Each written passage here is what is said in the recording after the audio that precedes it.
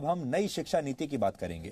कहते हैं जब किसी देश में कोई बड़ा बदलाव करना हो तो सबसे पहले उसकी शिक्षा नीति को बदलना चाहिए, और आज इसकी शुरुआत हो गई है। भारत सरकार के मानव संसाधन विकास मंत्रालय ने आज इस नई शिक्षा नीति की घोषणा की है। इसलिए आज हम आप सबको बताएंगे कि इससे देश के तमाम छात्रों, उनके परिवार और उनके माता पिता के जीवन में अब क्या क्या बदलाव आने वाले हैं। अगर आप छात्र हैं या किसी छात्र के माता पिता हैं तो आपको ये सारी जानकारियां बहुत ध्यान से सुननी चाहिए, और अगर आप चाहें तो नोट भी कर सकते हैं। तो अब आपको बड़े बड़े बदलाव बताते हैं। अब तक भारत की स्कूली शिक्षा व्यवस्था 10+2 के फॉर्मेट पर चलती थी, लेकिन अब इसे 5+3+3+4 के फॉर्मेट में बदल दिया गया है। इसके तहत स्कूल के पहले 5 वर्षों की पढ़ाई फाउंडेशन स्टेज मानी जाएगी, यानी इस दौरान छात्रों के लिए मजबूत नींव तैयार की जाएगी। इसका करिकुलम NCERT द्वारा तैयार किया जाएगा और इसमें प्री प्राइमरी के 3 वर्ष और पहली और दूसरी कक्षा का एक वर्ष शामिल होगा, यानी प्री प्राइमरी के 3 साल और फिर पहली और दूसरी कक्षा के 2 साल। इसके तहत बच्चों को खेल कूद और अलग अलग गतिविधियों के जरिए पढ़ाई कराई जाएगी, यानी इन कक्षाओं के छात्रों के लिए किताबों का बोझ अब पहले जितना नहीं होगा। इसलिए हम कहेंगे कि जो छोटे बच्चे अब स्कूलों में जाएंगे और अपने शिक्षा की यात्रा को आरंभ करेंगे वो बहुत किस्मत वाले होंगे। इसके बाद अगले 3 साल यानी तीसरी कक्षा से 5वीं कक्षा तक की पढ़ाई के दौरान छात्रों को भविष्य के लिए तैयार किया जाएगा। इसके तहत छात्रों का परिचय विज्ञान, गणित, कला, सामाजिक विज्ञान और ह्यूमैनिटीज जैसे विषयों से करवाया जाएगा। इसके अगले 3 साल मिडिल स्टेज माने जाएंगे और इसमें कक्षा 6 से लेकर कक्षा 8 तक के छात्र शामिल होंगे। इस स्टेज में छात्रों को तय पाठ्यक्रम के मुताबिक पढ़ाया जाएगा और इसके बाद 9वीं से 12वीं कक्षा तक इस फॉर्मेट की 4 वर्षों वाली आखिरी स्टेज होगी। ये 4 साल की स्टेज होगी। इसमें छात्रों में किसी विषय के प्रति गहरी समझ पैदा की जाएगी, उनकी विश्लेषण क्षमता को बढ़ाया जाएगा और उन्हें जीवन में बड़े लक्ष्य निर्धारित करने के लिए प्रेरित किया जाएगा। लेकिन सबसे महत्वपूर्ण बात यह है कि अब स्कूलों में पहले जैसा स्ट्रीम सिस्टम नहीं होगा।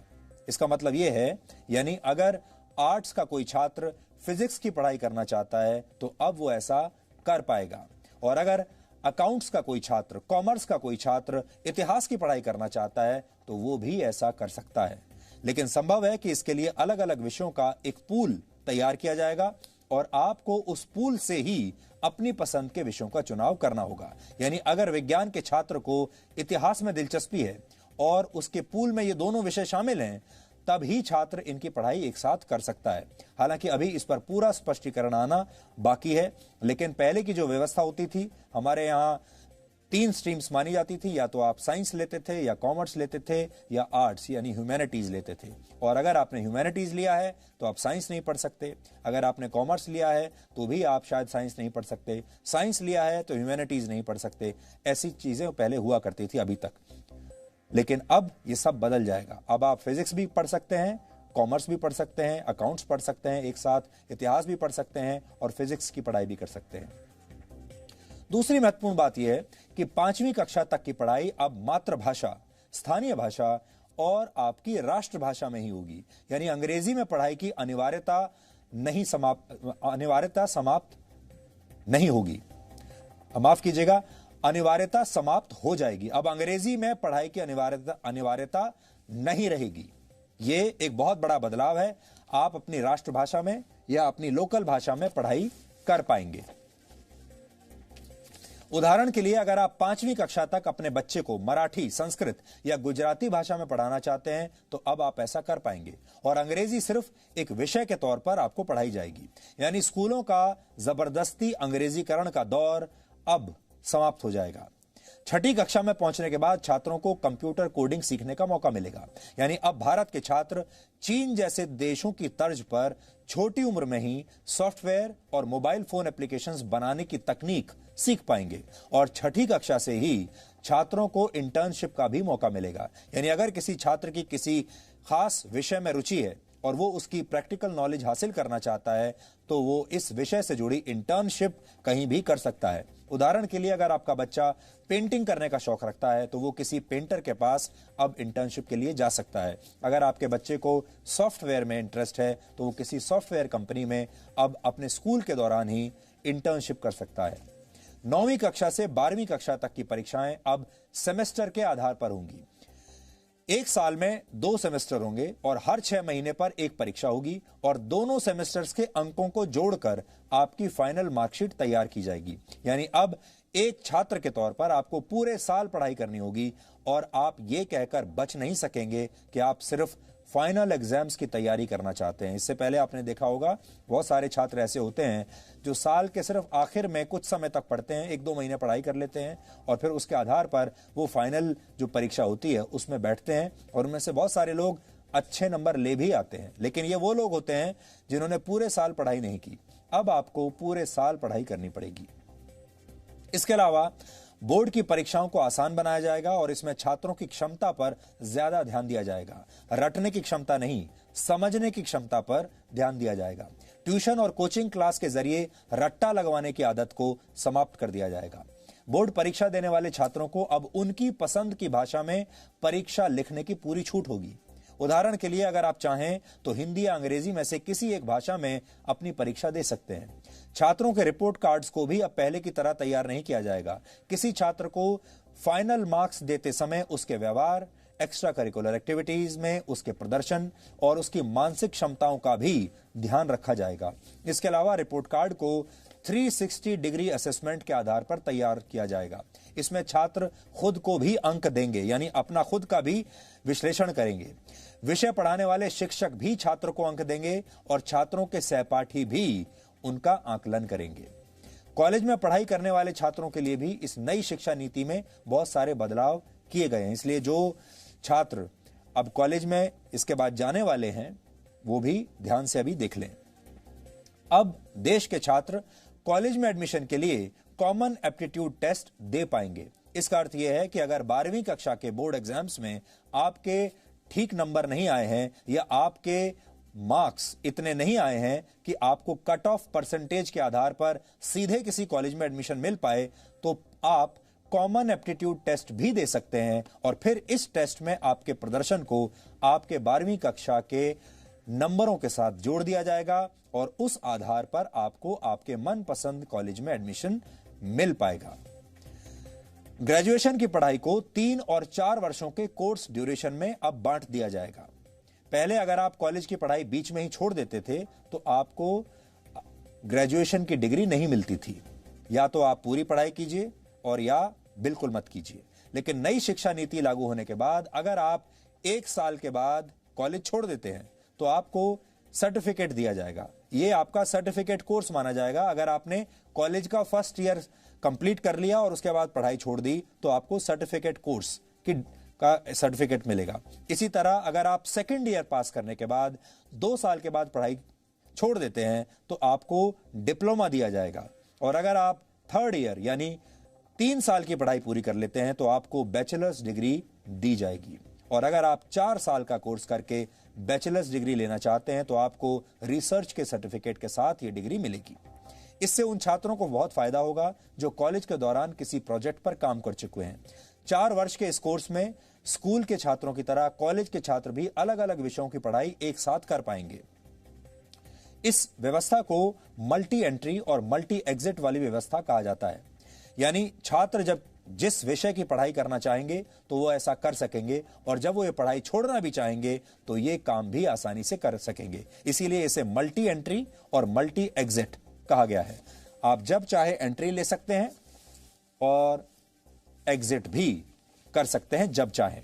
इसके अलावा एक एकेडमिक बैंक ऑफ क्रेडिट बनाया जाएगा। इसके तहत अगर आप एक से ज्यादा कोर्स एक साथ करना चाहते हैं तो आप ऐसा कर पाएंगे और जिस कोर्स को आप जहां तक कंप्लीट करेंगे उसके अंक इस क्रेडिट बैंक में जमा हो जाएंगे और फिर जब आप फाइनल डिग्री के लिए कोई कोर्स करेंगे तो उस क्रेडिट को इसमें जोड़ दिया जाएगा। यह पूरी व्यवस्था पूरी तरह से डिजिटल होगी, ऑनलाइन होगी। मानव संसाधन विकास मंत्री रमेश पोखरियाल निशंक और उनकी टीम ने इस नई शिक्षा नीति पर आज क्या कहा, यह भी आज आपको सुन लेना चाहिए। कि पूरी दुनिया में शायद इससे बड़ा परामर्श, विचार विमर्श कभी नहीं हुआ होगा।